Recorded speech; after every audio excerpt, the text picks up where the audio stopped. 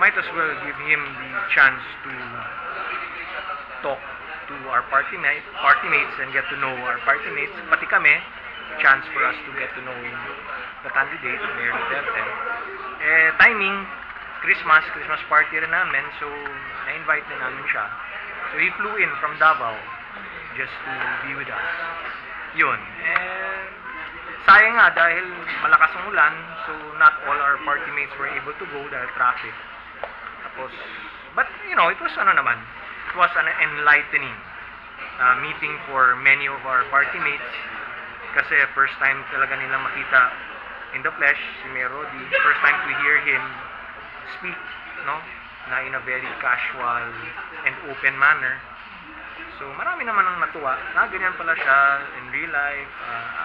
He's sensible naman daw ang mga sinasabi. It makes sense.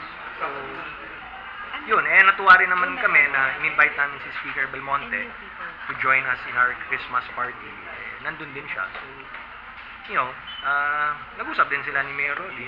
So sir, ano po yung comment na karamihan sa kasama? They're impressed with Mayor Duterte.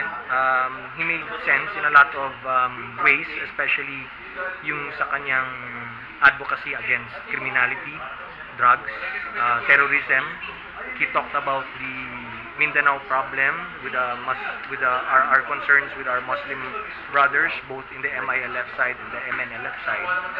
And then he talked about ISIS, the threat ng ISIS sa Philippines. Sinabi nga ni Mayor Rody,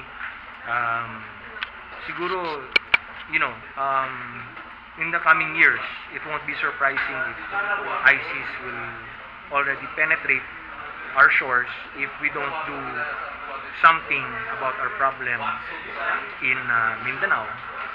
So, talked about a little about also the need for infrastructure, economic development, jobs.